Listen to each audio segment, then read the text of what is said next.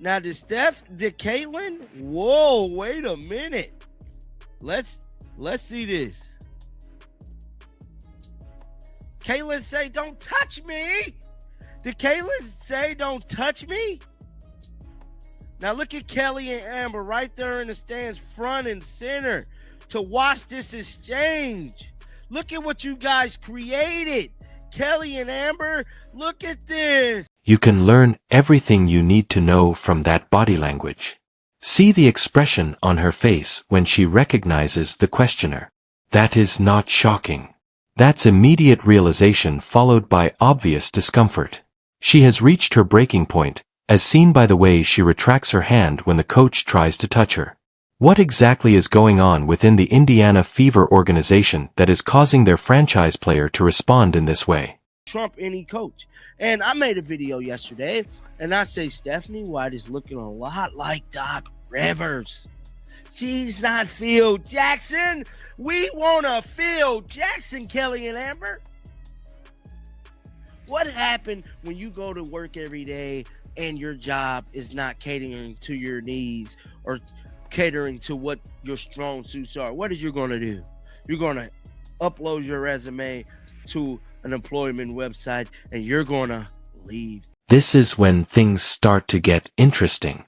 When fans were pushing for Caitlyn to leave Indianapolis during the Sandy Brondello coaching search, her brother liked several posts from the New York Liberty. That is not unintentional use of social media.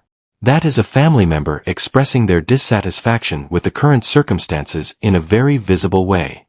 And when you combine that with what we're witnessing on the court, a pattern begins to take shape that the Fever front office will soon be unable to ignore. Here, timing is crucial. These exchanges took place during the Seattle game immediately following a string of dubious coaching choices that clearly irritated Clark. We're not discussing a single negative incident that was caught on camera. We're talking about several spectators at the arena using their phones to record the same tension from several perspectives. Additionally, each clip conveys the same narrative. I'm telling you guys this verbatim. Caitlin Clark has an issue, and we can't forget about this one here. This is the original one. Look, when I seen this, I say, no, it can't get worse than this. It cannot be worse than this. But Caitlin Clark snatching her hand out of Stephanie White arms and finger grips let me know this isn't just a frustration at the moment or a frustration over the play. This is a frustration with the coaching. Here's what happens when Stephanie White attempts to participate. She is not dismissed by Caitlyn. She pushes away aggressively and says something that sounds a lot like, "Don't touch me." Music. Kelly Krauskopf and Amber Cox are standing there, observing this. The head coach's attempts at communication are being publicly rejected by their superstar, which the team president and general manager are watching. That's a significant occasion. It's a crisis. This is especially important because of what follows. Throughout her maiden WNBA season, Caitlin Clark endured hits, flagrant fouls, and media criticism without ever publicly defying her team's coaching staff. Throughout it all, she remained professional. Therefore, you have to wonder what changed when someone with that degree of poise begins to express obvious annoyance with her instructor. Caitlin Clark has had enough of this. She is sick of it, and she is standing up to these people that is trying to diminish her. And crazy as it may seem, I'm interested to see the exchanges between Caitlyn and Stephanie in the next game. And as bad as this is getting, I need to take a trip out to Indy and attend the game. And I'm telling you right now, I'm going to an Indy game very, very, very soon. And I want to witness with these two eyes what I see. The Doc Rivers comparison. The Doc Rivers analogy is more true than most people would like to acknowledge. Just like Rivers has credentials in the NBA, Stephanie White is a well-known figure in women's basketball. However, qualifications don't always indicate that a generational talent is a good fit.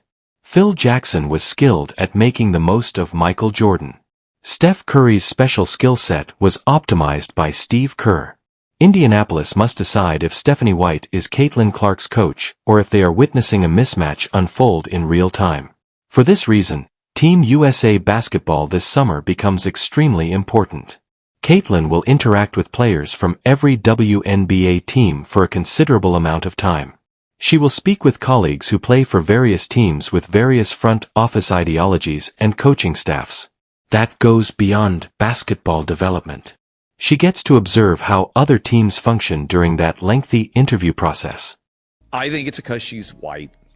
I can't believe I have to say this, and it's embarrassing.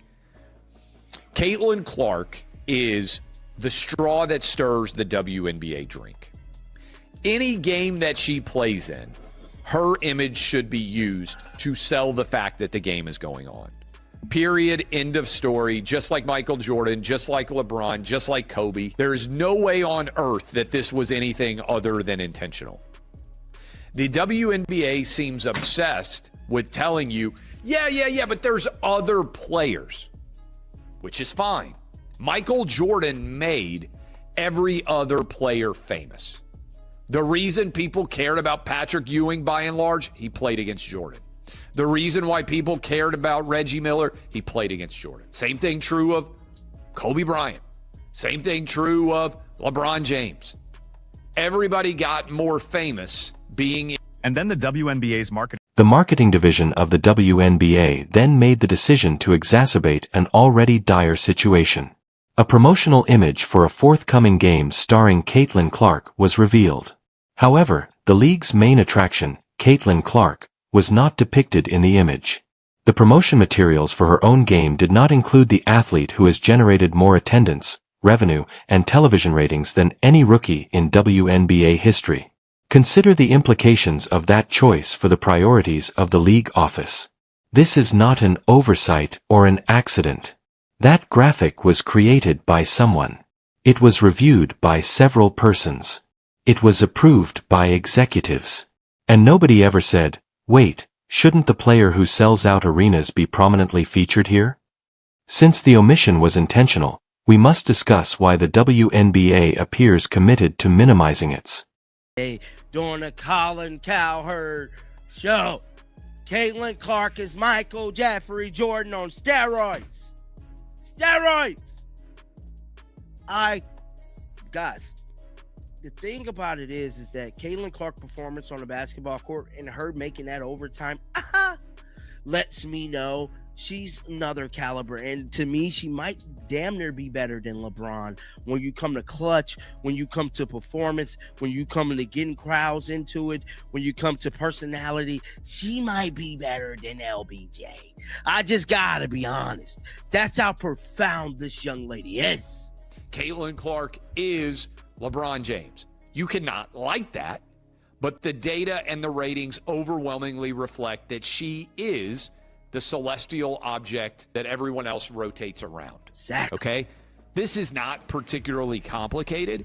The WNBA's refusal to acknowledge this is symptomatic of their woke mind virus and their identity politics.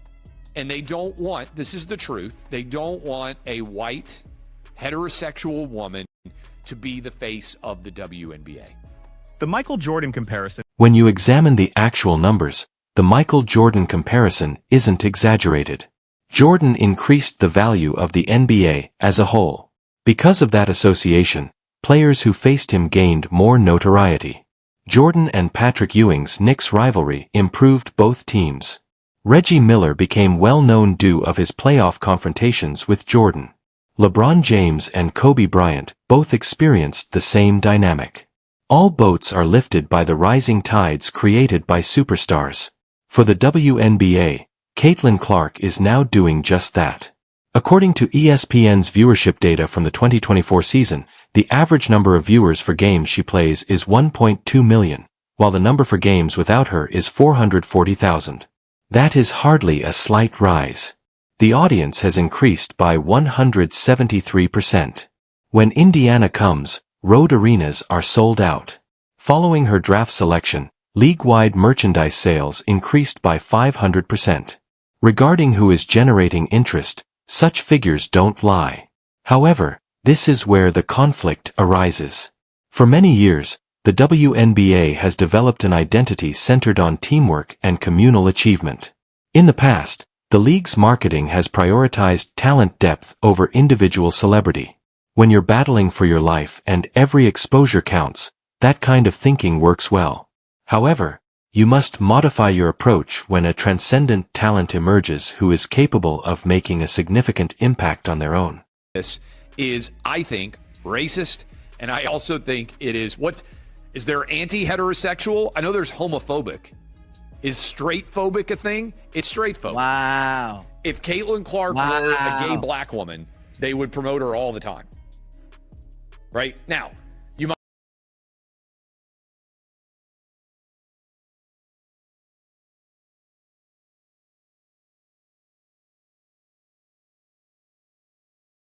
We now reach the awkward portion that most mainstream media will avoid discussing. When you examine the decision-making pattern, the identity politics approach is not conspiracy theory. In a league where that group comprises a minority of players, Caitlin Clark is a straight white woman, and there has been apparent opposition to her being recognized as the league's spokesperson from some quarters of the WNBA ecosystem. As they should, the league heavily promotes Aya Wilson when she wins consecutive MVP honors. It makes complete sense that Breanna Stewart would be heavily featured in marketing promotions after leading her team to championships.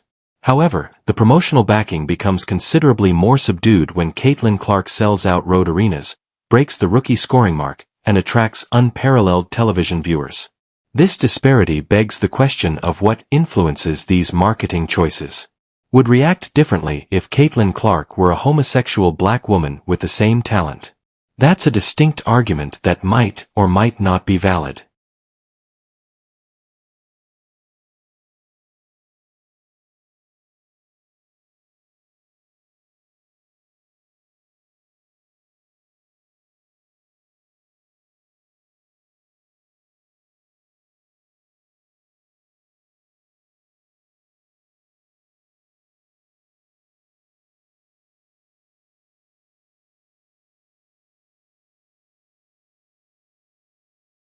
This has wider ramifications than just a player's connection with her coach or the marketing plan of the league.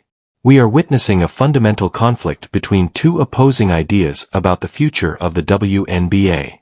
According to one perspective, you should take full advantage of your superstar, make the most of her visibility, base the league's expansion on her ability to draw crowds, and allow everyone to profit from the extra attention and income. That's how the NBA operates. According to the alternative view, the league shouldn't be centered around a single player, particularly if that player doesn't fit the demographic profile you want to represent the sport. You place a strong emphasis on group talent, promote several stars equally regardless of their true influence on attendance and ratings, and uphold ideological coherence even at the expense of your ability to expand commercially. The WNBA appears to be going in that direction. Here's why Caitlin Clark in particular needs to make that decision. Most WNBA players never have the kind of leverage she possesses. She could stop playing basketball tomorrow and yet have enough money. Her endorsement deals are worth more than the total amount of her WNBA contract. The league needs her, but she doesn't need the league. She therefore has options that other players do not when the team she plays for fosters an atmosphere in which she is obviously unhappy, and when the league office deliberately minimizes her influence. The film from the Seattle game depicts a person who no longer pretends everything is all right. It took more than a moment for that hand to draw away from Stephanie White. That was a purposeful separation from someone who has given up on attempting to make a difficult situation work. Additionally, there are only two options available to the Indiana Fever front office when they witness their generational talent physically retreating from their head coach. You have two options: either deal with the coaching situation and determine what's causing this breakdown, or watch as your franchise player begins to make arrangements to leave. Recall that Caitlin will be playing for Team USA this summer. Players from New York, Las Vegas, Minnesota, and Seattle will be among her. She will see how other businesses function, how other front offices handle their stars, and how other coaching staffs communicate. That goes beyond basketball experience. Market research is what that is. She will discover if the dysfunction she is going through in Indianapolis is typical for the league as a whole, or if she is trapped in a particularly troublesome circumstance that she can resolve. Her brother's social media posts about the New York Liberty weren't coincidental. Brondello, a coach with championship history and expertise in managing elite players, is in New York. They have ownership that isn't scared to invest and expand around their core. Instead of attempting to minimize Caitlyn's star power, their media market would embrace it. Additionally, their front staff is skilled at maximizing the commercial value of a superstar both on and off the court. Does Caitlin Clark really go out of Indianapolis now? That is totally dependent on what transpires in the upcoming year. Perhaps she stays if the Fever makes significant adjustments to address the coaching dynamics we're witnessing, if they create a roster that enhances her abilities rather than making her adjust to an unsuitable system, and if they demonstrate the organizational dedication a player of her caliber deserves. However, all those New York Liberty posts start to appear less like idle conjecture and more like well-thought-out preparation if this tension persists, if additional footage similar to this Seattle game surfaces, and if she spends another season clearly irritated with her circumstances. Never before has the WNBA had to deal with a player with as much commercial worth and leverage outside of the league. They are accustomed to players who are more in need of the WNBA than it is of them. That dynamic is entirely reversed by Caitlin Clark. She has the ability to compel organizational transformation in ways that other actors were unable to. And based on her body language in Seattle, it appears like she is beginning to understand how much power she possesses. Therefore, the issue isn't whether Caitlin Clark and the Indiana Fever coaching staff are at odds. The video provides a definitive response to that query. The true question is if the Fever organization prioritizes maintaining their current structure over retaining their franchise player. Because it appears more and more that they will have to decide between the two. Every other team in the league will be prepared to show Caitlin what a well-run organization looks like if they make the wrong decision.